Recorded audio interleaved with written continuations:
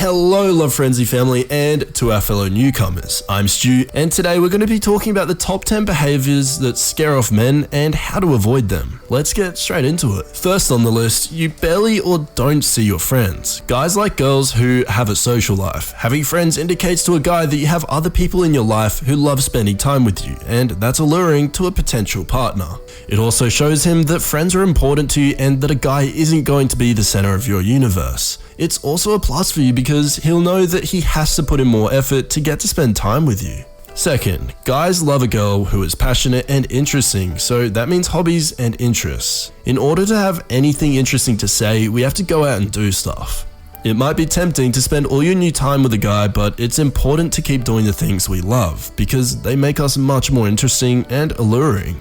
Not only do they make us an enticing person to be with, but they also make us happier because we'll feel like our lives are much more well-rounded. And number 3, committing too early in the relationship. It's great to always know where a potential relationship is going. Guys will quickly feel pressure to commit, well, most guys do, unless you probe them too often and too early on. So when is the right time to have the talk? Well, to be honest, there is no right time. It should just happen naturally. If he likes you, he'll bring up the conversation and commit. Don't forget that you always have the option of walking away if it's not going where you'd like to go. The sooner you walk away, the easier it'll be.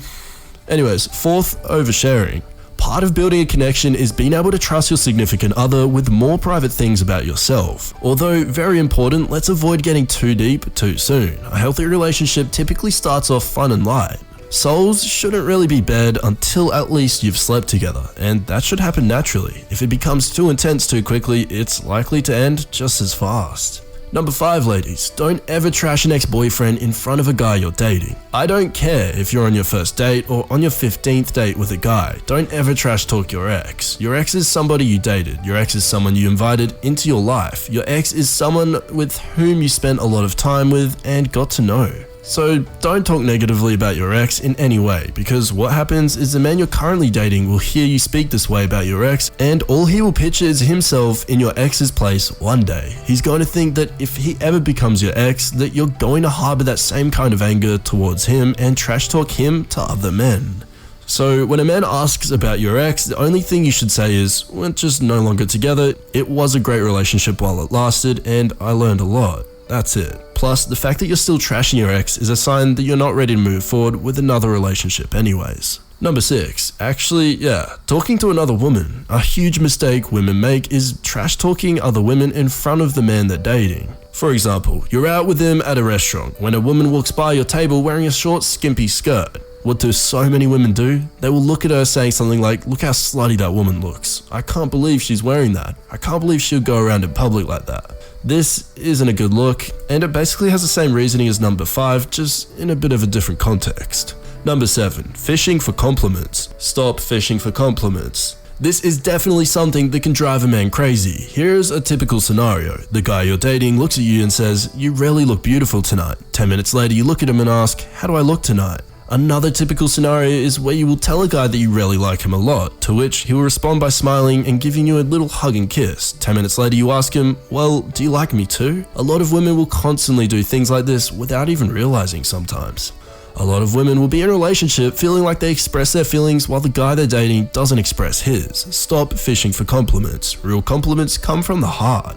Allow us to compliment you when we feel like it. If we don't feel it at the exact moment you have expressed a feeling to us, just accept it and please, just be okay with that. A compliment is something that you should pass on to somebody without any strings attached. Every time you compliment us, then fish for a return compliment. It means that all your nice compliments have strings attached to them. 8th, texting too much. Men typically have a different perspective on text. They use them for logistics and aren't as big on texting as women. If you're constantly texting a man, it conveys a sense of neediness and that you have a lot of time on your hands. To start with, especially, keep texts relatively short, fun, and flirty, and avoid sending too many. 9th, being possessive. Allow a man to also be free to keep doing all the things he loves. As soon as a man feels like he's being restricted from other things in his life that he enjoys, it will put pressure on the relationship and it probably won't be long before he starts to lose interest and just want out. A couple thrive most when they allow one another to have a life outside of the relationship.